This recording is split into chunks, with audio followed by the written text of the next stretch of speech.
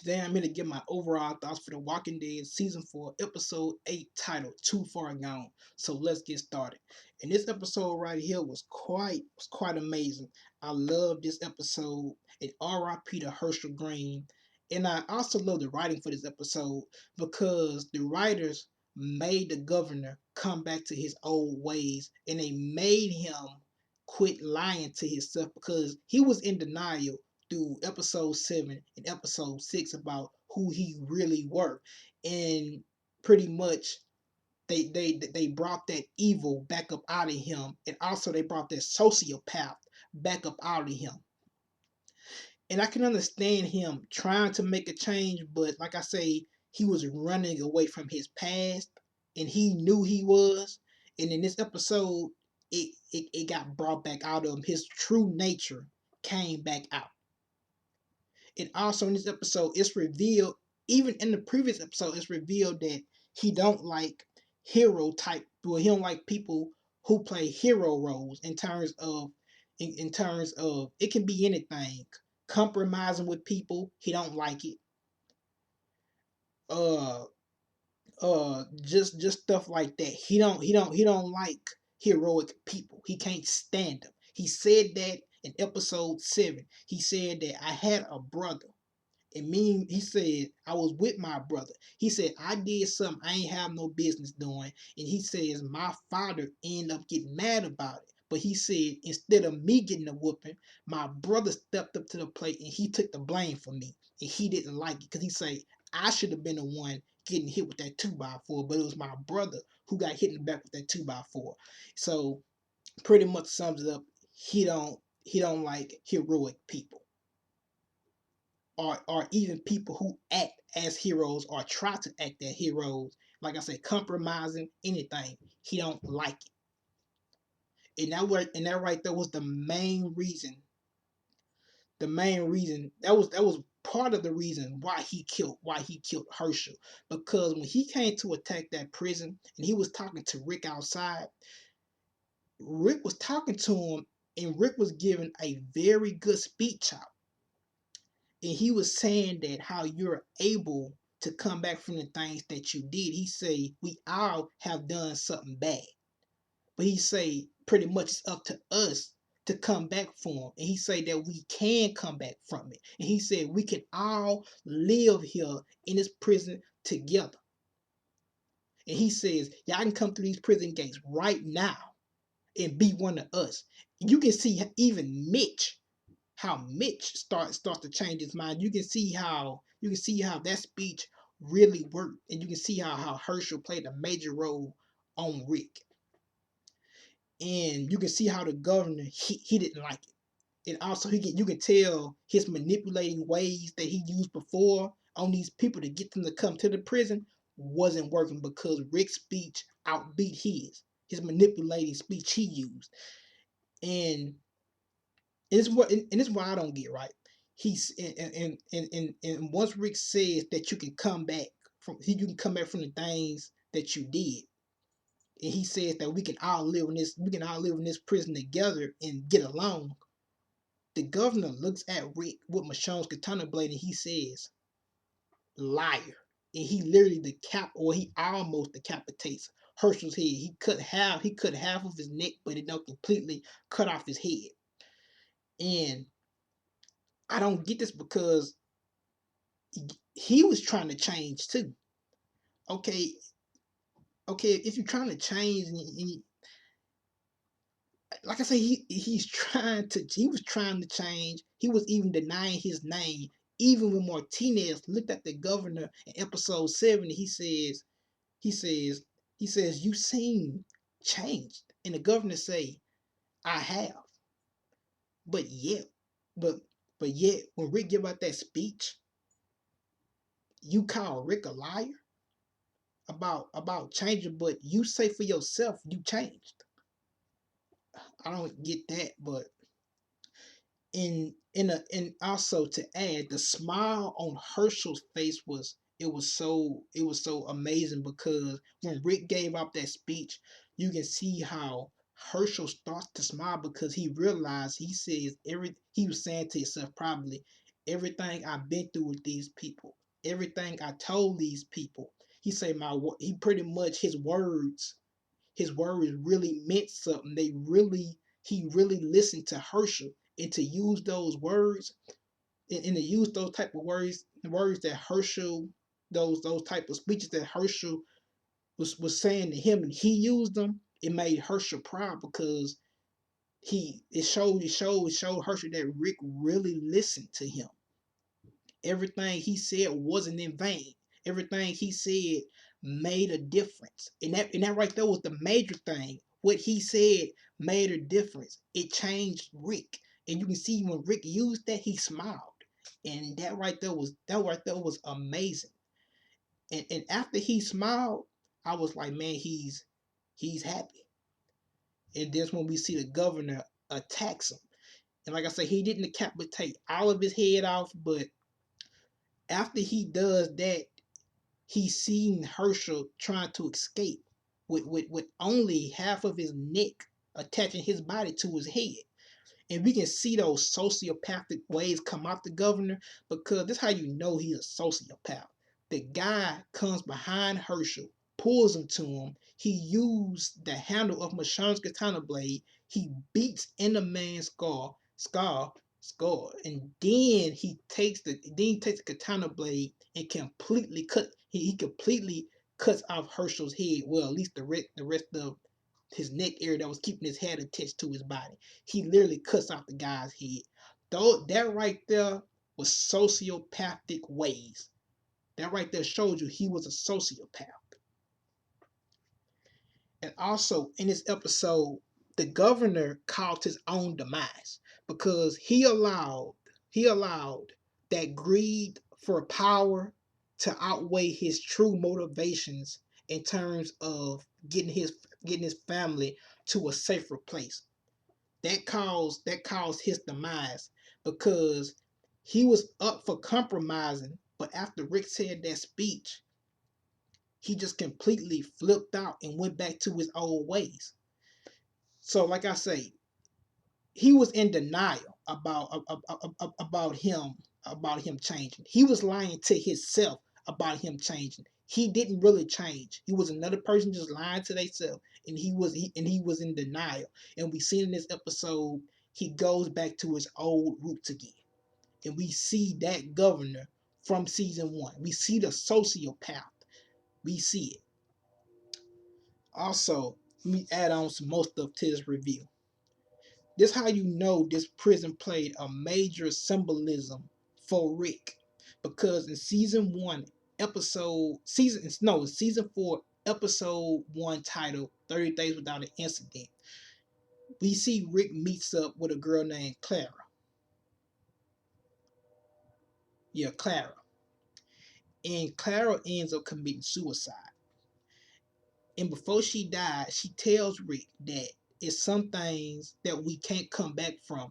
And I remember when she said that the writers touched on that scene, and they said that what she said will have some foreshadowing for the future episodes of The Walking Dead. And what she said did come into fruition in this episode right here, episode 8. But moving on from that. After that happened, she commits suicide. And also, we see her in this episode, but she's a zombie. She reanimated. She died from committing suicide.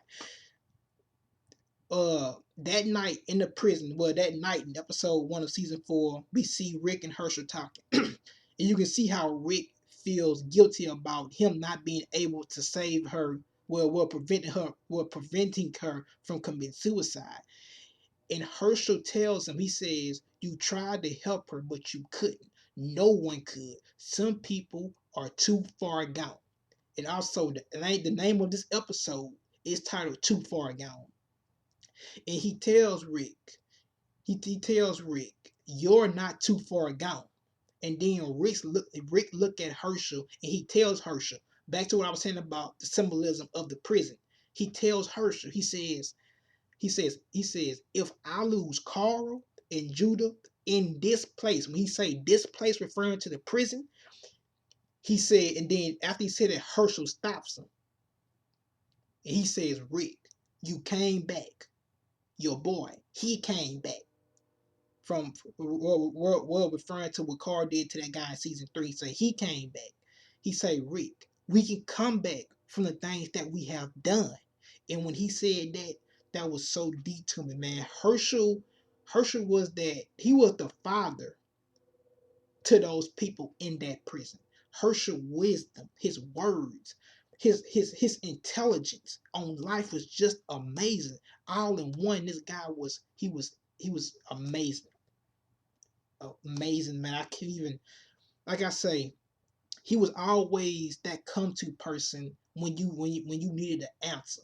Like when Rick needed to make the decision about giving the government to Michonne. Who he came to? He came to Hershel for it. And although Hershel might not, sometimes he might not give you a direct answer, it doesn't mean it's not an answer. Sometimes he leaves, sometimes he leaves your choices up to you. But like I say, he left that trust up to Rick about giving her up, and he knew that Rick would make the right decision, and he did. So yeah, man, Hershel, I'm definitely gonna miss him. He was that voice of reason.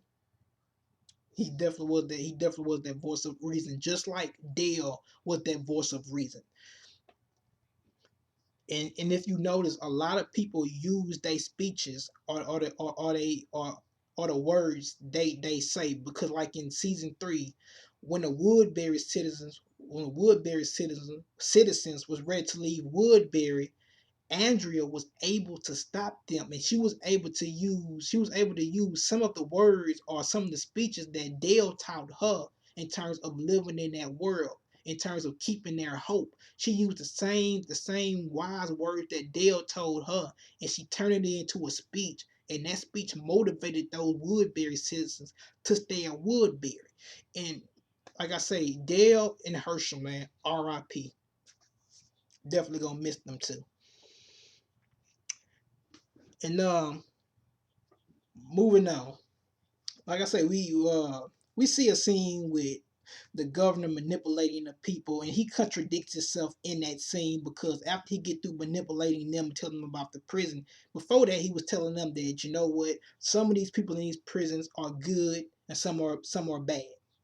But after Lilly comes and talks to him, she tells him that, I thought I told you we don't want to look for no new places. We good here. And then the governor uses Megan as a decoy, and pretty much tells her he's looking out for Megan and them. And then he goes on to say, no, prior to that, before that she tells him she don't want to kill nobody. And the governor say, we just killing killers. And then he contradicts himself, because then she tells him, she says, I thought you say some of these people in the prison was good. And then for some reason he always have what would you call it, a counter answer for just in case he contradicts himself, or even if somebody sees him lying, he always have a counter answer back. I don't know how he's able to just come back with an answer like that and still make some people believe him, but he's able to do it, and that's what he does. And in this episode, like I say, he kidnapped Hershel and Michonne. And pretty much to sum it up, what Hershel said was very good, because Hershel was trying to compromise with him, and you can see him bandaging up Michonne. I find it kind of funny. Yeah, like I say, he's lying to himself. He thought he changed, but deep down inside, he didn't change, because he was bandaging up Michonne, and we know he can't stand Michonne. And then he pretty much tell Michonne that he forgives her, and he know his daughter was already dead anyway.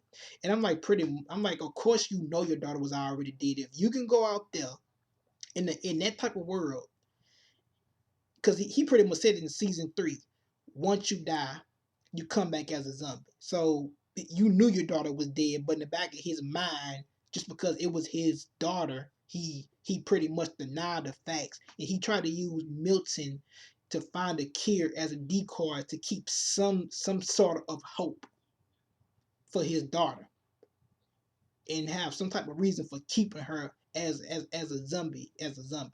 So he used Milton as that decoy to try to look for a cure, but I don't really think he knew it was a cure out there. And Hershel said something very important in this episode. And I like this because it's how you know Maggie and Beth is his world. And pretty much without them he would have gave up hope. But well before the governor left the RV, Hershel looks at him and he tells him, he says, you say you want this prison. You say you want this prison as peaceful as possible. That means you will be willing to kill. He say that means you will be willing to hurt people to get it. My daughters would be there. That's who you will be hurting if you understand. It's like he now he say if you understand what it's like to have a daughter, then you would. He say then you wouldn't threaten to kill someone else's. And then the governor looks back at him and he says, because they aren't mine, pretty much saying that he don't care about Maggie and Beth because they ain't his daughter, so he don't care.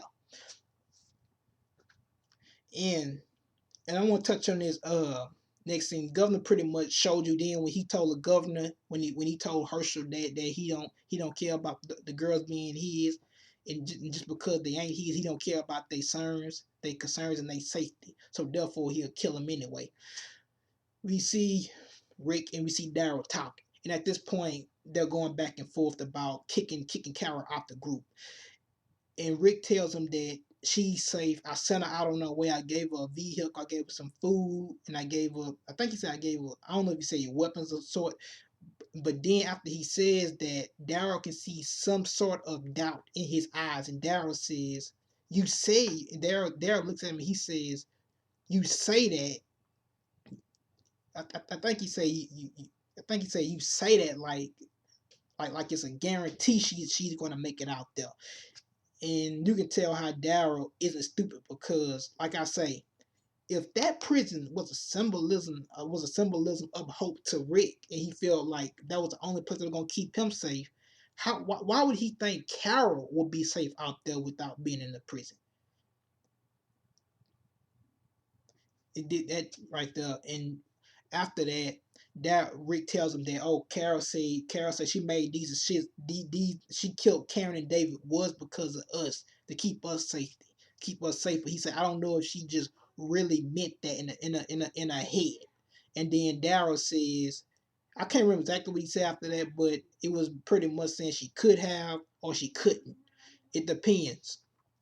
Now Rick tells the governor it's time is no Rick tells Daryl that he was going to tell Tyrese, but Rick pretty much wanted to talk to Daryl first. They decided to go down there to the tombs and talk to Tyrese, and we did see a subplot from what's his name, Bob and Sasha, but it don't count.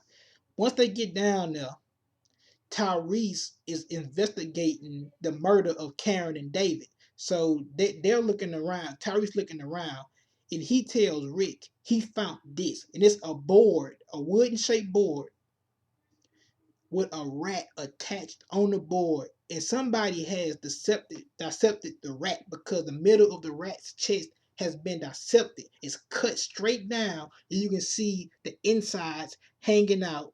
And I think whoever did that used that rat as some type of tool to get zombies to flood the tombs, because remember zombies can smell fresh blood, even if it's not human. They eat rats, they eat animals too. So if the blood is fresh, they can smell it. So whoever did it, they left that rat down there intentionally attached on that board like that, so the zombies can flood the tombs. Just my overall. And let's speed this up. Next, we see the governor. He calls Rick down there. Rick pretty much tells him that he's not part of the council anymore. But Rick is forced back into that leader role again in this episode, as you can tell. And the governor pulls Hershel and Michonne out of the car, as I talked about already.